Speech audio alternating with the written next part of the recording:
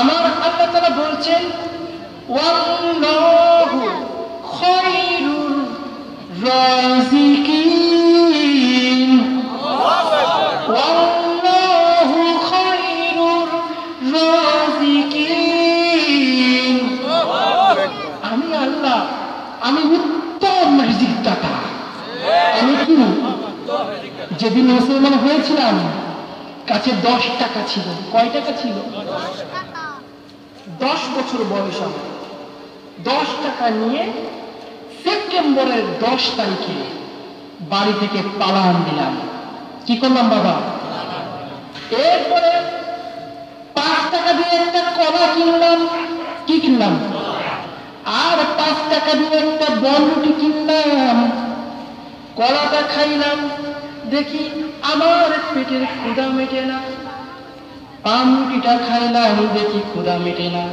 তার আগের দিন রাত্রে আমাকে খাইতে দেয় নাই, বাথরুমে আটকায় রাখছিল।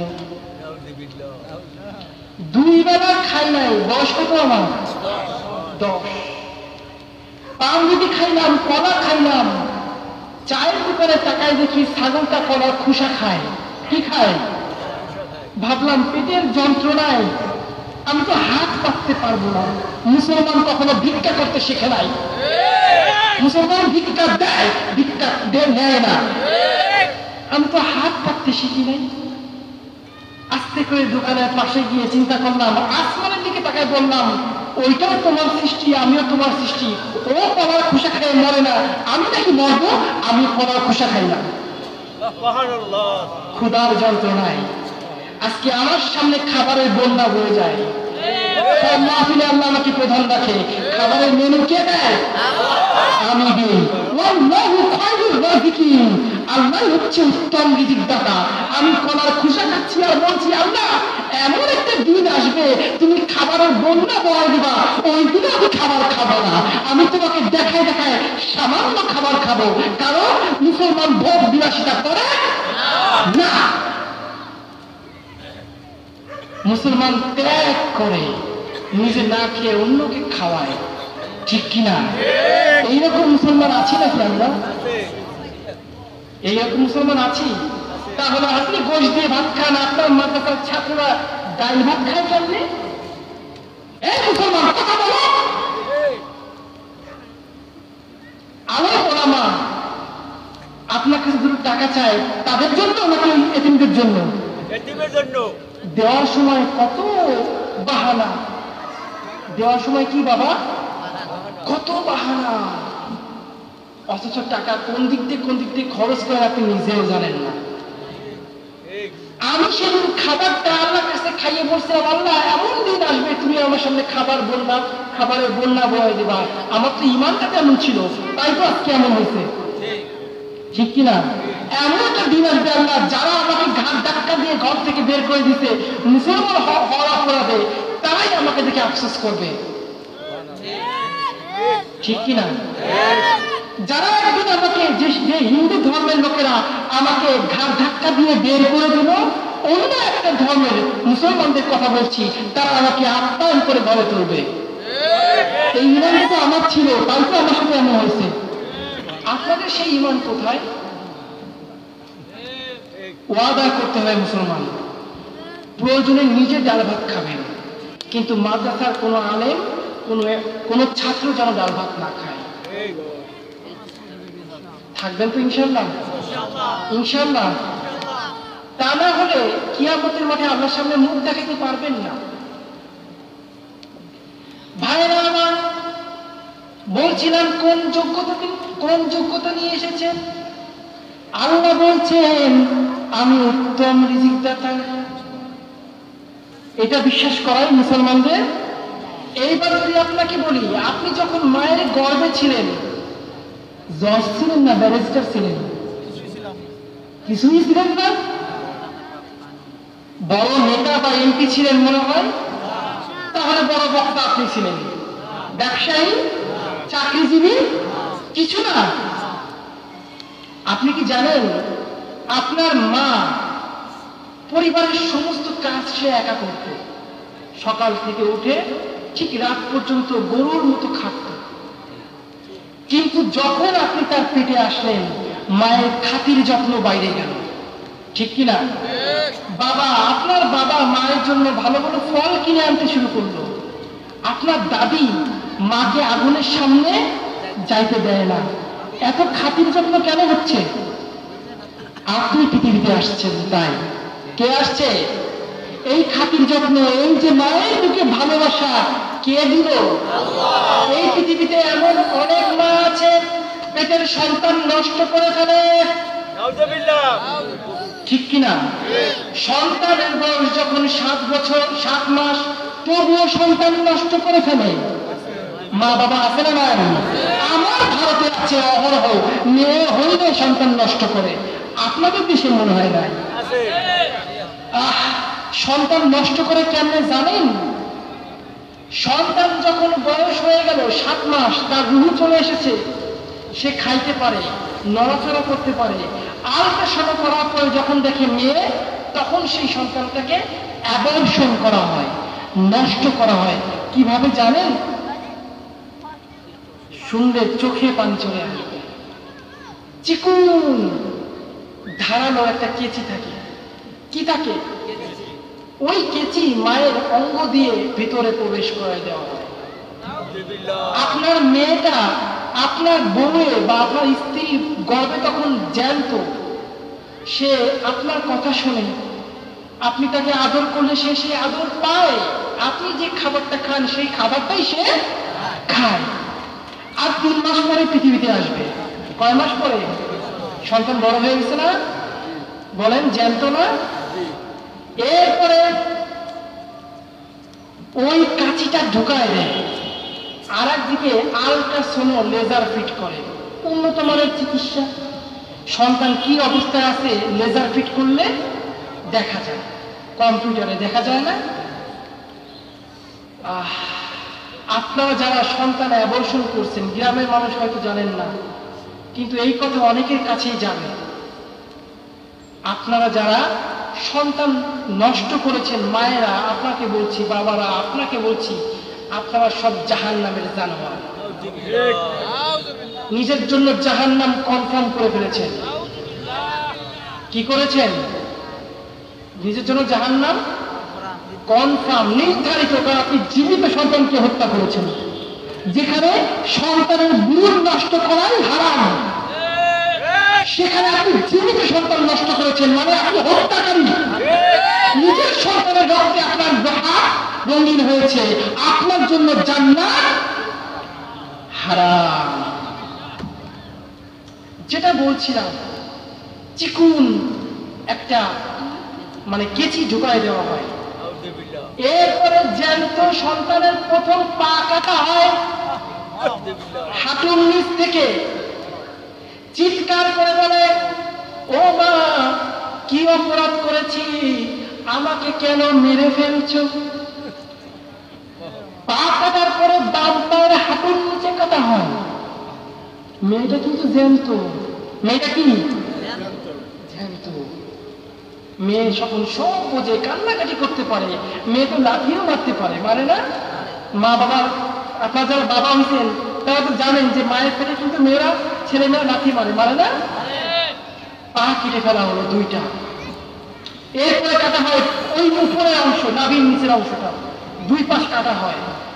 এরপরে নাভি থেকে বুকের অংশ কেটে ফেলা হয়। আপনার মেয়ে মারা গেছে, আপনার মেয়েকে টুকরো টুকরো করে হত্যা করা হলো।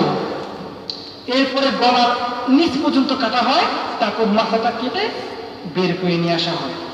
ও হাতও কাটা হয় আলাদা আলাদা করে, পাট পাট হাত কাটা হয় জ্যান্ত অবস্থায়। বাবা, কি অবস্থায়? মনে রাখবা মুসলমান, নবীজির যুগে মেয়েদেরকে জ্যান্ত দাফন করা হতো, আর এই যুগে লক্ষ লক্ষ কোটি কোটি মায়ের পেটে সন্তানকে জ্যান্ত হত্যা করা হয়। ওই দাফন আর এই হত্যা একদম সেম টু সেম, কোনো পার্থক্য নাই। যেটা বলছিলাম, আপনার মা তো আপনাকে হত্যা করে নাই, করছে নাকি? এই যে ভালোবাসা কে দিল?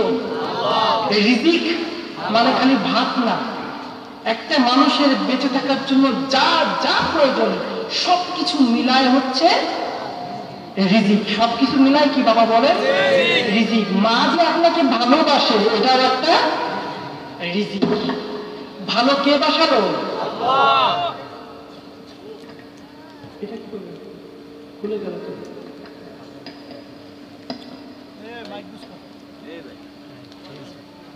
ভাইরা আমার, বলছিলাম মায়ের গর্ভে আপনাকে তো মারা হয় নাই, আপনার মাকে আপেল এনে দিত, গোশ খাওয়ানো হতো, মাছ খাওয়ানো হতো, ওই খাবারটা খাইতো কে? কে? আপনি খাইতেন। কে খাইতো? আমরা খাইতাম। কে খাইতো বাবা?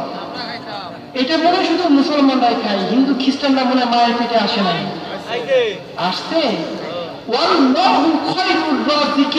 আল্লাহ তাআলা উত্তম রিজিক দাতা। এই আয়াতটা সবার জন্য প্রযোজ্য। এই আয়াতটা কার জন্য প্রযোজ্য? কোন হিন্দু কি অস্বীকার করতে পারবে? কোন খ্রিস্টান অস্বীকার করতে পারবে? এইবার চিন্তা করুন আপনার ঈমান কতটা দুর্বল। মায়ের পেট থেকে যখন পৃথিবীতে আসলেন কয় কেজি চাল নিয়ে আসছিলেন? 1 কেজি আনেন নাই? একটা তিমি প্রতিদিন কয়েকশো টন মাছ খায়। সুবহানাল্লাহ বলুন। যদি প্রশ্ন করি বাবা ওই তিমি কয় বিঘা জমিতে মাছের চাষ করে? করে না। একটা হাতি প্রতিদিন এরকম কয়েক মন কলা গাছ খায়। যদি প্রশ্ন করি কয় বিঘা জমিতে উনি কলা গাছ চাষ করে? একটাও করে না। কয়টা হাতি না খেয়ে মরছে? দেখছেন নাকি মরে? কয়টা তিমি মাছ না খেয়ে মরছে? তাহলে আপনাকে আমাকে চাকরি পাই না এই জন্য কেন জীবন দিতে হয় বলেন? চাকরি পাই না এর জন্য জীবন দিতে হয়েছে না বলেন? কারণ আপনার আমার ঈমান ঠেকছে ওই চাকরির উপরে। তাই আল্লাহ রাগ হয়ে কয় তাই চাকরি তোরে খাওয়ায়, যা চাকরিতেই তোর রিজিক লিখে দিলাম। যে কদিন চাকরি করবি খাইতে পারবি, চাকরি নাই না খেয়ে মরবি। ঈমান যদি আল্লাহর উপর থাকতো তাহলে চাকরি যাক বা থাক তাতে কোনো যায় আসে না, আপনার খাবার আপনার কাছে পৌঁছাই চাইত। তার মানে কি চাকরি করা লাগবে না? অবশ্যই করতে হবে, কিন্তু ওইটা তো সুন্নাত মনে করে করতে হবে। ওইটাই যে আমার খাওয়ায় ব্যাপারটা এমন একই থাকবে কার উপরে? শহীদ মৃত্যু হওয়ার জন্য প্রথমেই শর্ত আপনাকে একই রাখতে হবে কার উপরে? খাওয়ায় কে? যুদ্ধের ময়দানে গেছেন, সামনে খাবার নাই, আপনাকে বিশ্বাস করতে হবে আল্লাহ খাওয়াবে। রাজি আছো মুসলমান? বলছিলাম মায়ের পেট থেকে বের হয়ে আপনি কি খাবার পান নাই? পাইছেন। এমন একটা খাবার পাইছেন মায়ের বুকের দুধ, যেটা পৃথিবীতে এখনো এমন পুষ্টিকর খাবার কেউ তৈরি করতে পারে নাই। ওয়াল্লাহু খায়রুর রাযিকিন। আল্লাহই হচ্ছে উত্তম রিজিক দাতা। প্রমাণ পাইছেন? এইবার যদি প্রশ্ন করি মায়ের বুকে স্তন কয়টা? দুধ কি একটাই থাকে না দুটাই থাকে? প্রশ্ন করি দুইটাই কেন থাকে? একটা শেষ হবে আর একটা। আমি চিন্তা করলাম এটা কেন বলবো, একটাই তো দিতে পারছি। তার মানে বাবা দুনিয়ার বুকে যখন চাকরি করবেন ওই চাকরি করতে গিয়ে যদি আপনার সুদ খাওয়া লাগে ওইটা বাদ দিতে হবে, কারণ আপনার জন্য খাবার অন্য জায়গায় আল্লাহ লিখে রেখেছেন। এই শিক্ষা মায়ের বুক থেকে আমরা পাই না? পাই কিনা বাবা? যে চাকরি করতে গিয়ে আপনাকে ঘুষ খেতে হয় ওই চাকরিকে তালাক। ওই চাকরিকে, কারণ আপনার জন্য দ্বিতীয় আরেকটা খাবার কে রেখেছেন এটাই বিশ্বাস করতে হবে। আল্লাহ এইটার শিক্ষা দিচ্ছেন। এরপরে প্রতি বছর 1 মাস না খেয়ে থাকা লাগে না? হে মুসলমান, না খেয়ে থাকা লাগে না?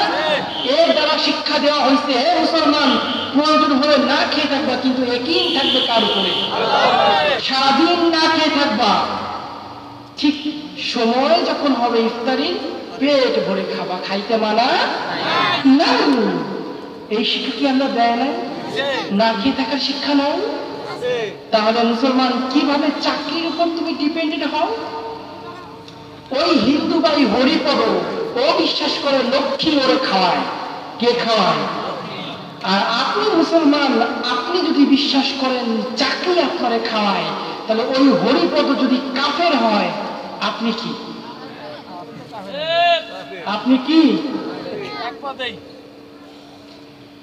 ওই হরিপদ মনে করে লক্ষ্মী হচ্ছে সম্পদ দাতা, আপনি মুসলমান, আপনি মনে করেন ব্যবসা হচ্ছে আমাকে খাওয়ায়, সম্পদ দাতা।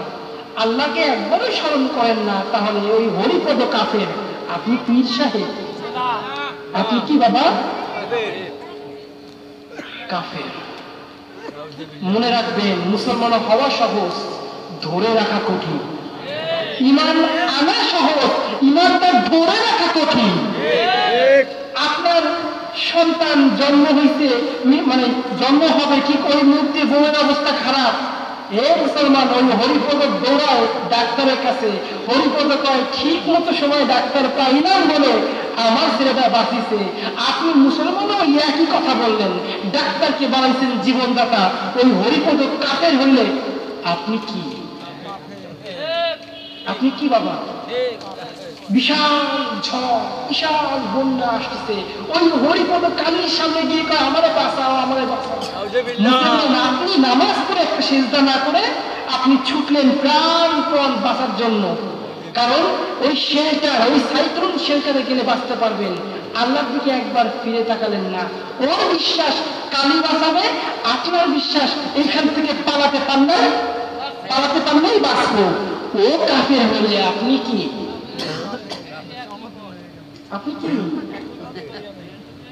আছে না এই দেশের সরকার, আমাদের দেশের সরকারও ঘোষণা দেয় বিশাল সাইক্লোন আসতেছে, সাইক্লোনের জন্য 40,000 সেনাবাহিনী বন্দুক নিয়ে খাড়ায় আছে।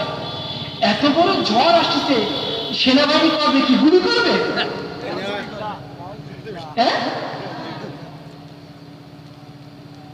আবার আমাদের মধ্যে অনেকেই আছে মৃত্যুর সঙ্গে আমরা পাঞ্জা লড়ি, এই কথাটা বলি না?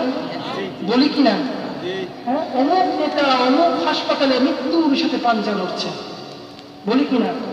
ওই হরিপদ এটা কয়। আপনি মুসলমান, আপনিও এটা কন। ওই হরিপদ যদি কাফের হয়, আপনি কি? মৃত্যুর সাথে পাঞ্জা লড়তে পারে এমন ক্ষমতা কি কারো আছে? মৃত্যু কে দেয়? কে দেয়? মৃত্যুর সাথে পাঞ্জা লড়ার মতো ক্ষমতা আমাদের কারোরই নাই। এই ধরনের কথা সেরে কি কথাবার্তা? এই ধরনের কথা কি বাবা? আমাকে এগুলো বলবো? বলছিলাম একই বিশ্বাস রাখতে হবে কার উপর? যুবক কজন আছেন হাত তোলেন তো? যুবক বিয়ে করেননি কারা? বিয়ে করেননি কারা? আল্লাহ, সবাই দেখি মুরব্বী। মুরব্বী কজন আছেন হাত তোলেন? আচ্ছা, যুবক আর মুরব্বী দুজনের মধ্যে একটা চ্যালেঞ্জ হয়ে দিচ্ছে। হবে? যুবক হবে? রাজি আছো যুবক? প্রথমে মুরব্বীকে দিয়ে চ্যালেঞ্জটা দিই। যুবকরা চুপ থাকবে, মুরব্বীরা একটা তাকবীর দেবে। রাজি আছো মুরব্বীরা? দেখা যাক গলা কত।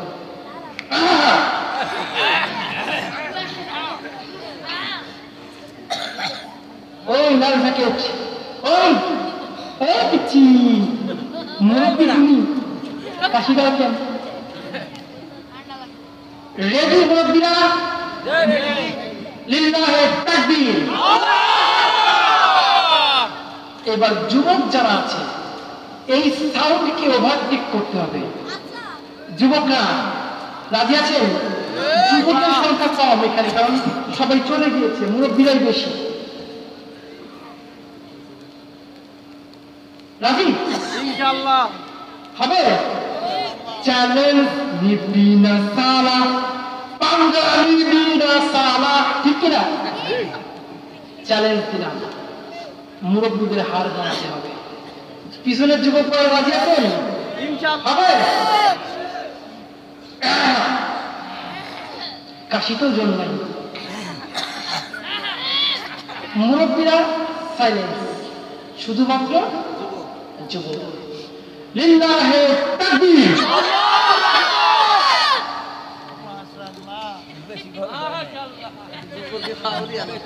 যুবকের পাওয়ারই আলাদা। যুবক যদি ইসলামের পক্ষে আসে, ইসলামের বিন্দুমাত্র ক্ষতি করার ক্ষমতা কারো। হযরত হানজালা রাদিয়াল্লাহু তাআলা আনহু তিনি ছিলেন কি? যুবক। তিনি কি ছিলেন বাবা? জিহাদের ময়দানে তার হাতে ইসলামের পতাকা দেওয়া হলো। হানজালা রাদিয়াল্লাহু তাআলা আনহু যুদ্ধের ময়দানে যুদ্ধ করছেন। ঠিক এমন পর্যায়ে কাফেররা এসে তার ডান হাত কেটে ফেলল। ওই অবস্থায় হানজালা রাদিয়াল্লাহু তাআলা আনহু ওই ঝান্ডা তুলে ধরলো বাম হাতে। ইসলামের পতাকা ধরলো কোন হাতে? বাম হাতে। মুশরিক কাফেররা বাম হাতটাও কেটে দিল। এইবার হানজালা দাঁত মানে ওই দাঁত দিয়ে কাঁধে ধরলো পতাকা, দাঁত দিয়ে কাঁধে ধরলো পতাকা। কাফেররা মাথাটাও কেটে ফেললো।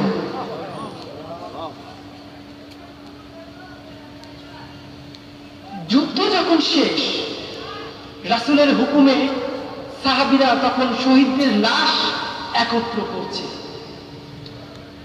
খুঁজতে খুঁজতে গিয়ে দেখে হানজালা রাদিয়াল্লাহু তাআলা আনহু একটা হাত এখানে পড়ে আছে। দূরে গিয়ে দেখে আর একটা হাত ওইখানে পড়ে আছে। এর থেকে দূরে গিয়ে দেখে শরীর, নিথর শরীর ওইখানে পড়ে আছে। একটু দূরে তাকায় দেখে ইসলামের পতাকা পক পক করে উঠছে। সাহাবীরা মনে করল এখনো কে বেঁচে আছে? যুদ্ধ তো শেষ, এখনো কে ইসলামের পতাকা ধরে রেখেছে? ছুটে চলল সেদিকে। গিয়ে দেখে হানজালা রাদিয়াল্লাহু তাআলা আনহু দাঁত দিয়ে কামড়ে, ওই কাটা মাথা অবস্থায় দাঁত দিয়ে কামড়ে ধরে আছে, তবু পতাকাকে মাটিতে পড়তে দেয়। এই যুবক, তোমরা সেই হানজালার উত্তরসূরি, তোমরা সেই ওমরের উত্তরসূরি। তোমাদের রক্তে রাসূলের রক্তকণা বলছে, তোমাদের রক্তে ওমরের রক্তকণা বলছে। ইসলামের জন্য একবার নয়, প্রয়োজনে হাজার হাজার বার মরব, তবু ইসলামের বিন্দুমাত্র ক্ষতি হতে দেব। কে কে রাজি আছো? হাত তুলে আল্লাহকে দেখাও। আল্লাহ কবুল করুন, আল্লাহ কবুল করুন। জিহাদে শহীদ হওয়ার জন্য প্রথম শর্ত হচ্ছে বিশ্বাস, ইয়াকিন, ঈমান। আপনাকে বিশ্বাস করতে হবে কে খাওয়ায়, কে পড়ায়, কে বাঁচায়, কে মারে, কে শেষ করে, কে শুরু করে, কে সকাল দেয়, কে রাত দেয়, কে অসুস্থ করে, কে সুস্থ করে, কে বাঁচায়, কে মারে। প্রথম ঈমান হচ্ছে এটা। দ্বিতীয় ঈমান হচ্ছে আপনাকে রাসূলের অনুসরণ করে ইবাদত করতে হবে। কি করতে হবে? ইবাদত করতে হবে, বন্দেগী করতে হবে। রাজি আছো মুসলমান? जिंदगी में बंदगी तू करना है, जिंदगी बे बंदगी शर्मिंदा है, जिंदगी बे बंदगी शर्मिंदा है। दुनिया में हो दुनिया का ताल्लुकार न हो, बाजार से गुजर हो प्यार मोह ये दुनिया के मिसल कागज फूल है ये दुनिया के मिसल कागज फूल है जिंदगी में बंदगी तू कौन है जिंदगी बेबंदगी शर्मिंदा है जिंदगी बेबंदगी शर्मिंदा है ইবাদত করতে হবে রাজি আছো মুসলমান অনেক রাত হয়ে গেছে কথা এখানেই রেখে দেব তো শহীদের মৃত্যু হতে হলে প্রথম কথা হচ্ছে আপনাকে আল্লাহর প্রতি ঈমান আনতে হবে এবং ইয়াকিন রাখতে হবে দ্বিতীয় কথা হচ্ছে কি করতে হবে ইবাদত করতে হবে রাসূলকে অনুসরণ করতে হবে রাজি আছো মুসলমান আমি যতটুকু বলেছি যা বলেছি আল্লাহ তাআলা প্রথমে আমাকে তারপর আমার সামনে যারা আছে প্রত্যেককে তা মেনে চলার তৌফিক দান করুন বলেন আমিন জোরে বলেন আমিন এই মাদ্রাসাকে আপনাদের কাছে আমানত রেখে গেলাম আমানতের খেয়ানত করবেন সুখে দুঃখে থাকবেন তো মাদ্রাসার পাশে ইনশাআল্লাহ আল্লাহ তাআলা কবুল করেন বলেন আমিন আরো জোরে বলেন আমিন ওয়া আখিরু দাওয়ানা আনিল হামদুলিল্লাহি রাব্বিল আলামিন কি আছে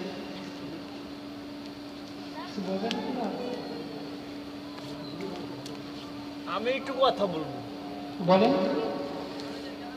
এই মাদ্রাসার ছাত্র কয়জন এখন বর্তমানে বিস্তারিত তার কাছ থেকে শুনে নেবেন আমি কিছু কম বেশি কিছু কিছু মার্কস আমি ইনশাল্লাহ আমার দোয়া করিয়ে দেন তাহলে আমি ইসলামী কাজের করতে আসি আমি আল্লাহ দিয়ে আলহামদুলিল্লাহ জোরে বলেন আলহামদুলিল্লাহ মাদ্রাসা ছাত্র খাওয়ায় সেখানে মাছ দেওয়ার জন্য আমরা একজন পেয়ে গেছি আলহামদুলিল্লাহ নামটা লিখে রাখেন কে আছেন নাম লেখেন আব্দুল শুকুর মুন্সি আমার আব্বার মৃত্যু আমি আমার নাম আব্দুল মোতালেব একটা কথা বলে যাচ্ছি মুসলমান আপনারা ঘরে পোলাও বিরিয়ানি খাবেন মাদ্রাসার শিক্ষক ছাত্ররা ডাল ভাত খাবে কিয়ামতের মাঠে আল্লাহর সামনে মুখ দেখাতে পারবেন না যদি নাকি একটু মাছ রান্না করেন ভালো মন্দ রান্না করেন ঝোলটা বেশি বাড়াই দিবেন 2 পিস পাঠাই দিবেন একজন ছাত্র খাইলো তো খাইলো হ্যাঁ আল্লাহ কবুল করুন সবাইকে থাকবেন তো ইনার মতো পাশে থাকবেন তো মাদ্রাসা ছেলে মেয়েকে ভর্তি করাবেন তো ইনশাআল্লাহ এটা কোনো ব্যবসা প্রতিষ্ঠান না এটা হচ্ছে ওই পরের ব্যবসা এটা কি আখিরাতের ব্যবসা আখিরাতের ব্যবসা করবেন না আপনি শেষ সময় থাকলে বলতাম এই ব্যবসা নিয়ে আল্লাহ তাআলা একটা আয়াত নাযিল করেছেন ইয়া আইয়ুহাল্লাযীনা আমানু হাল আদুল্লুকুম আলা তিজারা হে ঈমানদারগণ তোমাদেরকে এমন একটা ব্যবসার কথা বলবো আলা তিজারাতিন তুনজিকুম মিন আযাবিন আলীম যে ব্যবসা করলে জাহান্নামের কঠিন আগুন থেকে তুমি মুক্তি পাবে সেটা কি তুমিনুনা বিল্লাহ আল্লাহর অনুগত হতে হবে ওয়া রাসূলিহি এবং রাসূলকে অনুসরণ করতে হবে ওয়া তুজাহিদুনা ফি সাবিলিল্লাহ এবং আল্লাহর জন্য জীবন দিতে হবে আল্লাহর জন্য জীবন দেওয়া নিয়ে তো কথা বললাম ঠিক কি না রাসূলের ইবাদতের রাসূলের অনুসরণের মধ্যে এই মাদ্রাসার খিদমত করাও কিন্তু পড়ে ঠিক কি না এই মাদ্রাসা কার ঘর নবীর ঘর নবীর ঘরে খিদমত করেছে বলে আল্লাহ আমাকে সম্মানিত করেছেন নবীর ঘরে খিদমত আপনি করবেন ছাত্র দিবেন আপনার সন্তান দিবেন দেখবেন আল্লাহ তাআলা কি করবে আপনার সম্মান বাড়িয়ে দেবেন বলেন আল্লাহ তাআলা কবুল করুন সবাইকে আমিন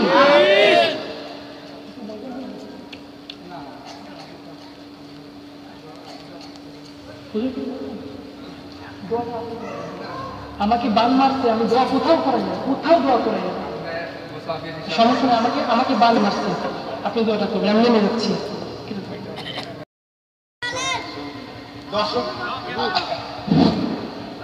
আমি হুজুরকে আহ্বান করছি হুজুরের জীবন দশা আমরা সবাই একটু শোনার জন্য।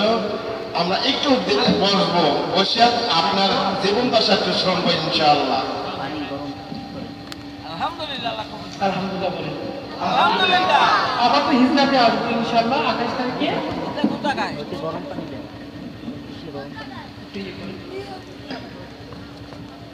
জীবন কাহিনী হচ্ছে 5 বছর বয়স যখন আমার মা আমার চোখের সামনে জ্যান্ত আগুনে পুড়ে মারা গেছে। সুবহানাল্লাহ, তো এখানে না, সুবহানাল্লাহ কি এখানে পড়তে হবে? কষ্ট পাইছেন, আপনাকে সঙ্গে যেন না হয় তাই বলবেন নাউজুবিল্লাহ, আল্লাহ পাক না করুন। এরপর আমার বয়স যখন 10 বছর, আমার দাদি তাকে চিতার আগুনে পুরায় মানে দাহ করা হয়। প্রথমে আমার চোখের সামনে একবার আগুনে পোড়ানো হয়েছে, আর আমার বয়স যখন 10 বছর বা 11 বছর তখন আমার দাদিকে ওই চিতার আগুনে পোড়ানো হয়। এটা দেখে আমি খুব ভয় পাই, খুব ভয় পাই। ব্রাহ্মণের সন্তান আমাদের, দেখবেন হিন্দুরা কিন্তু অনেকটা ভদ্র হয়, নম্র হয়, ব্রাহ্মণরা কিন্তু শিক্ষিত হয়, হয় না? আছে না?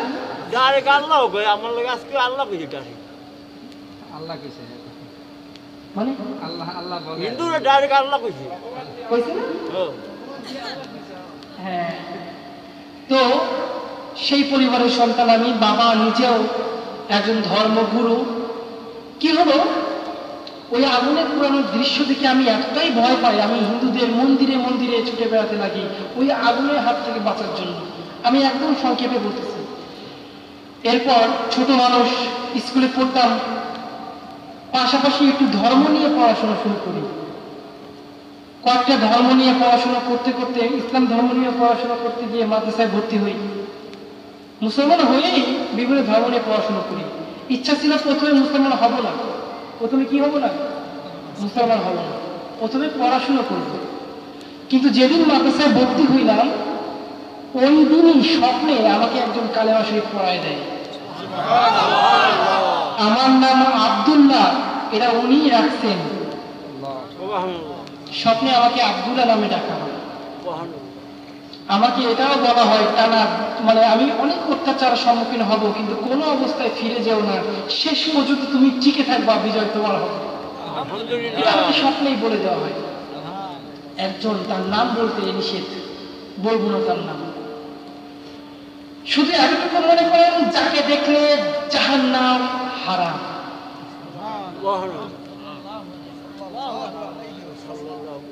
বেশি বেশি দরুদ পড়বেন, অতিমাত্রায় দরুদ পড়বেন, জিকির করবেন, হয়তো তার দেখা আপনিও পেতে পারেন। যাই হোক,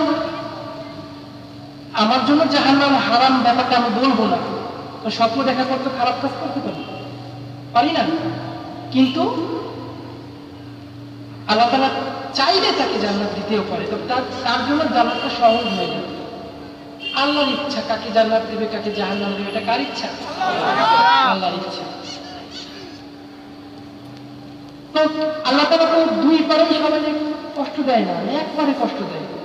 আমি এই পারে আজকে 18টা বছর নির্বাসিত, ভারতেও আমার কোনো স্থান নাই, এই দেশেও আমার কোনো স্থায়ী ঠিকানা নাই, ভেসে বেড়াচ্ছি ভাড়াটিয়া।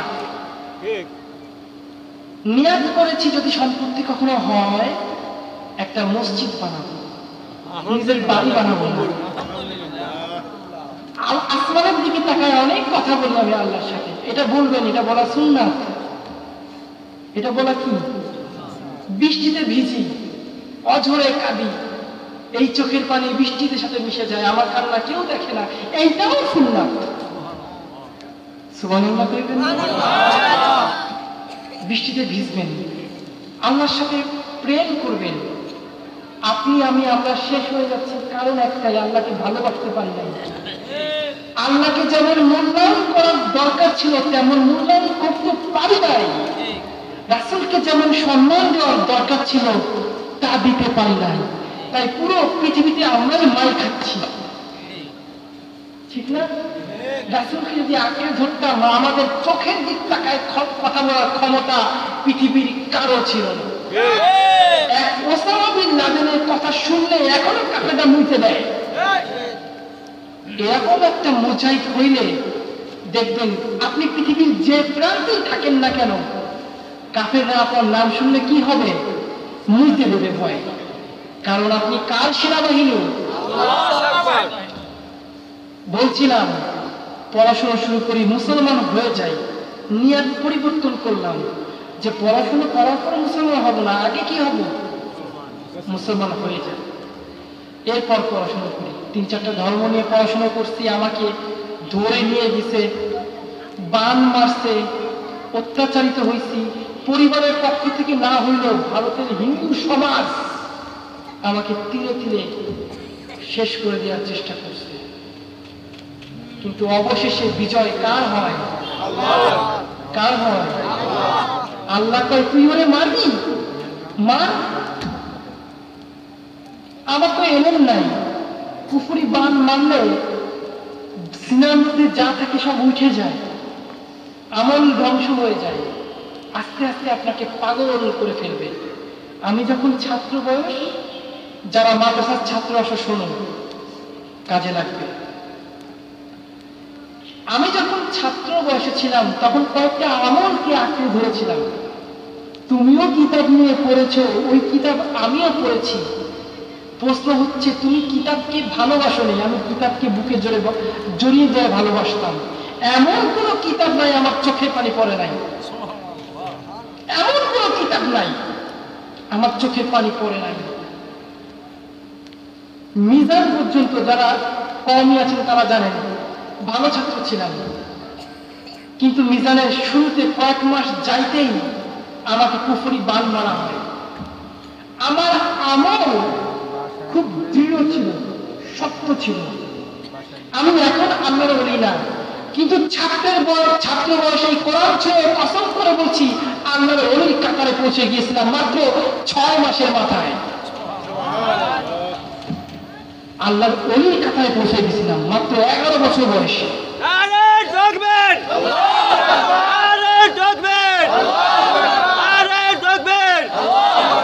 কারণ কি? 1 নম্বর কারণ আমি জিকির করতাম, 24 ঘন্টা জিকির। চরমনাই যাবে, এই শিক্ষাটা পেয়ে যাবে। আমি চরমনাইকে ভালোবাসি, কারণ যেটা আমার মূল শিক্ষা আমি ওইখানে গিয়ে সেটাই পাইছি। ফোন কি চলে? চার্জ আছে?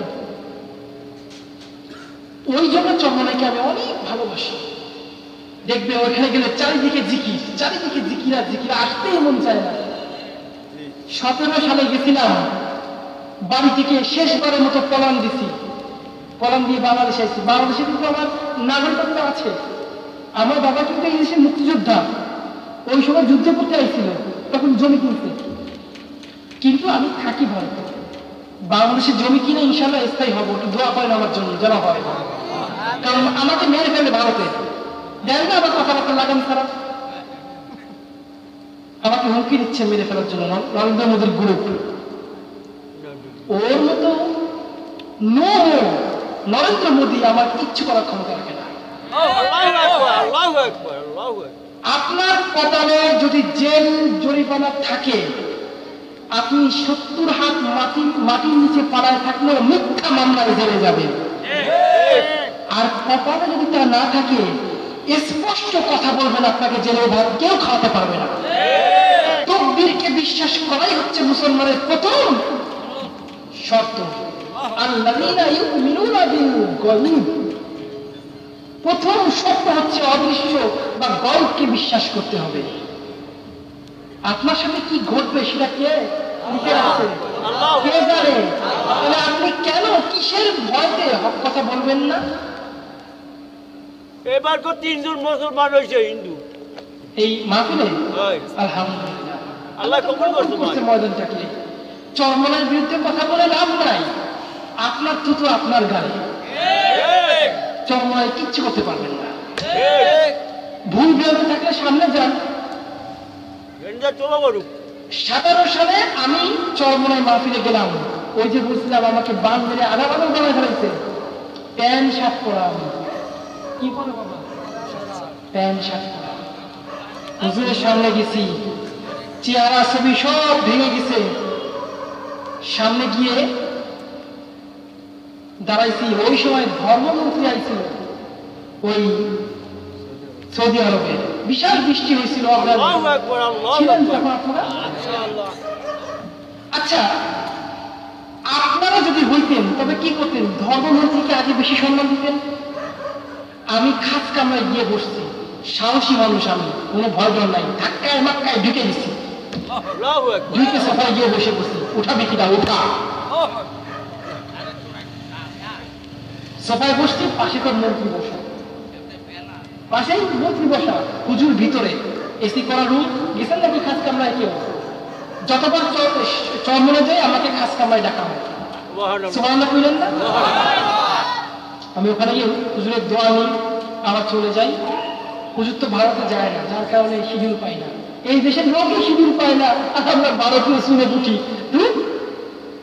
কি হইল? হুজুর আসলেন, তড়িঘড়ি করে হাত বাড়াইছে ধর্মমন্ত্রীর দিকে, কেবল মুসাফা করে বুকে বুক দেবে। দূর আছে, দূরে আছে, মাঝখানে আমি বলছি, হুজুর আমি নতুন মুসলমান হয়েছি। কি হয়েছে? হুজুর ওনাকে বাদ দিয়ে আমাকে বুকে জড়ায় ধরছে। ধর্মমন্ত্রী দাঁড়ায় আছে, সৌদি আরবের ধর্মমন্ত্রী। বোঝেন কি জিনিস? বোঝেন কি জিনিস?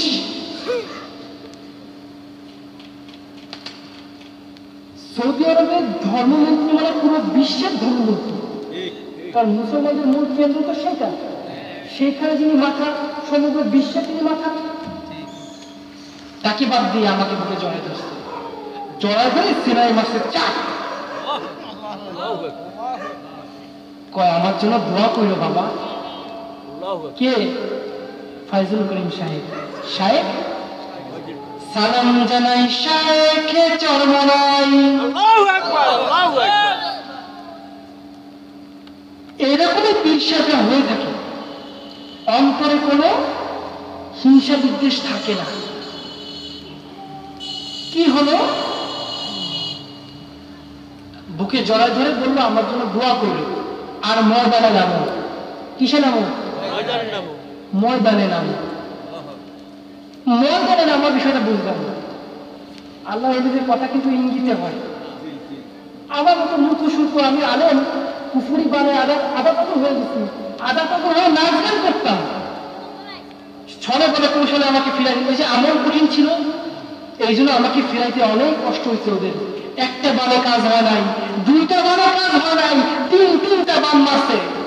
যার একটা মামলা আপনি বিছানায় শুয়ে পড়ছে বলে মরবেন। নাউজুবিল্লাহ। কিন্তু আমার যে জিকির ছিল, আমি প্রতিটা এক ওয়াক্ত নামাজ তো দূরের কথা, আওয়ামী ঈর্ষা কিছু কামা যেত না। আমাকে সম্মান করতো প্রতিটা মাদ্রাসার ছাত্র শিক্ষকরা।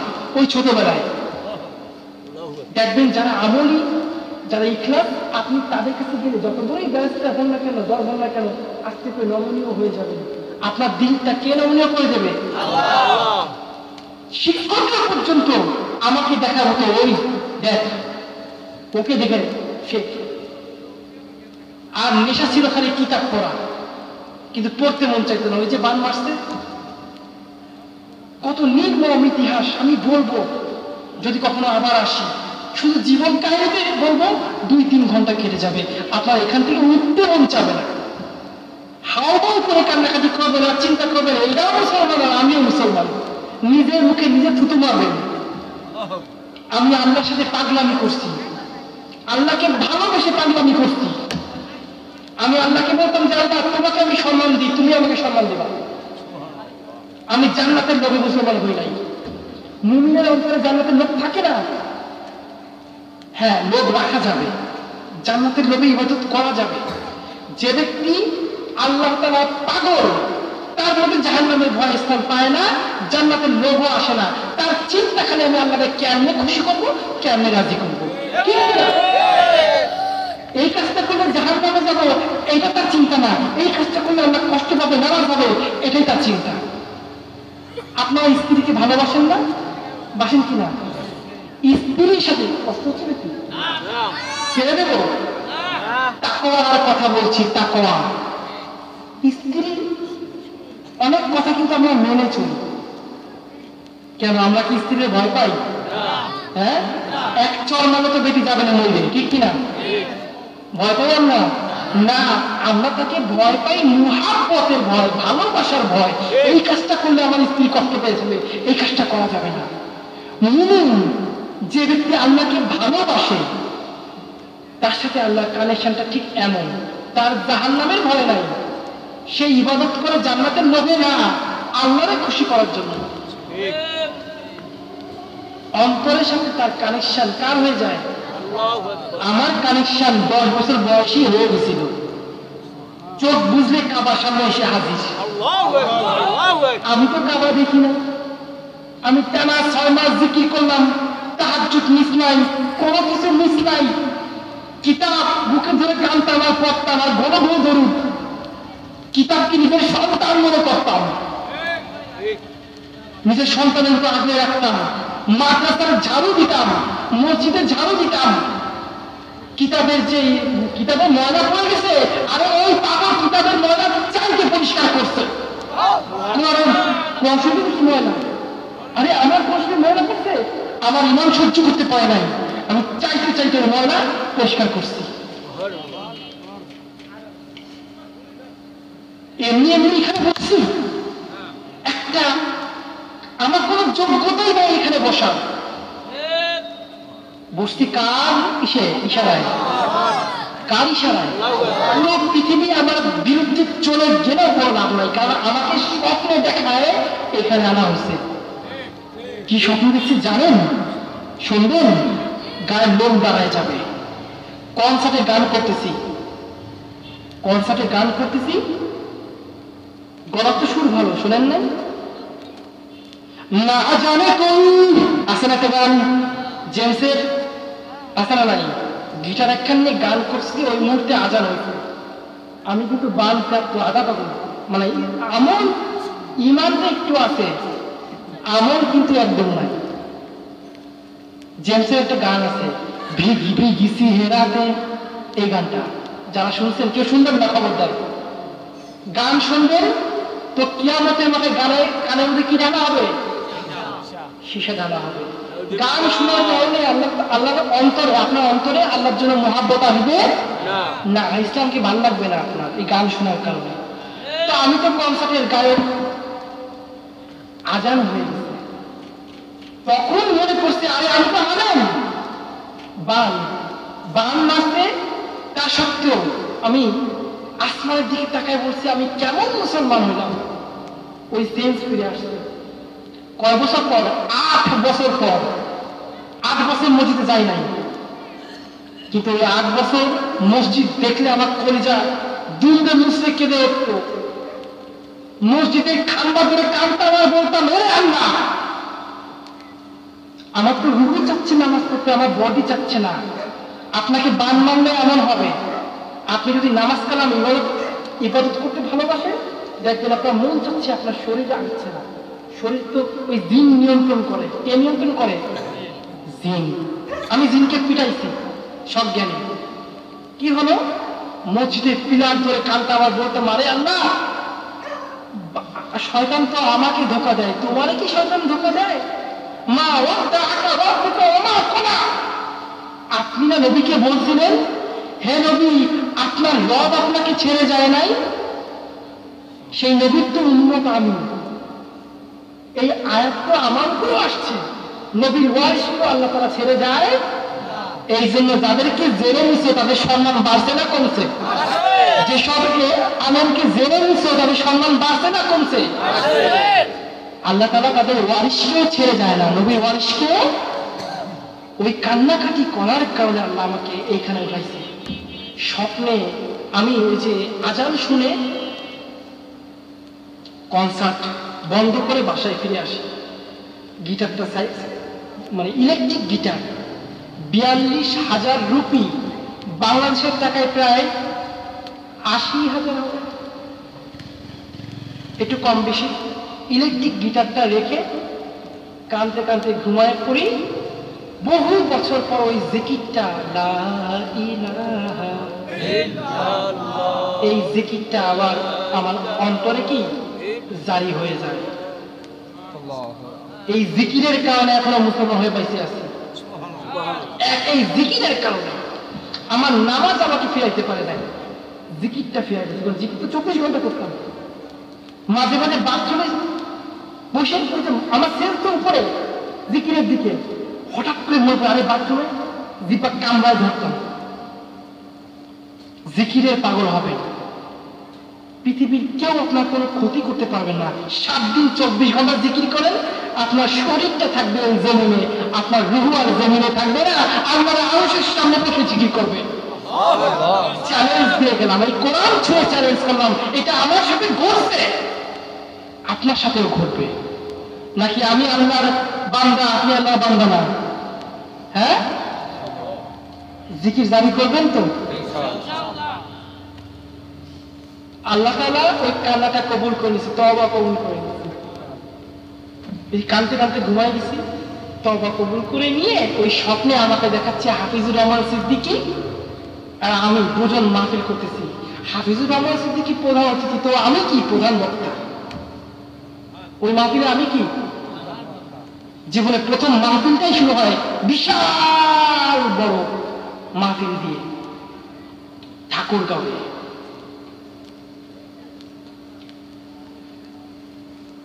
আপনার ঈমান যেমন, আল্লাহ ঠিক তেমন আচরণ করবে আপনার সাথে। আপনার ঈমানটা কি যেমন, আমার সাথে ঠিক তেমন ঘটছে। আমি আল্লাহর প্রেমে পড়ে গেছিলাম। আমি কি করছিলাম বাবা? আল্লাহর প্রেমে পড়ে গেছি। উঠতে বসতে আল্লাহ প্রেমের অন্ধ। একটা মেয়ের প্রেমে পাগলের মানুষ ফাঁসিতে ঝুলতে পারে, ঝোলে না? আপনি আল্লাহর প্রেমে পাগল হলে আপনার কি অবস্থা হবে? আমার ঠিক ছোটবেলা থেকে তাই হয়েছিল, তাই এখনো টিকে আছি। অনেক অত্যাচার হয়েছে, সব বলবো আবার যদি আসে ইনশাআল্লাহ। এই পর্যন্ত বয়ান রাখতেছি, যতটুকু বললাম। আল্লাহ তাআলা আমাদের সবাইকে তা কবুল করার, তা পালন করার তৌফিক দান করবেন। আমিন। একটা সবক দিচ্ছি, একটা সবক, জিকির চলবে। সবক কি হবে? জিকির চলবে। অল টাইম লা ইলাহা ইল্লাল্লাহ, জোরে লা ইলাহা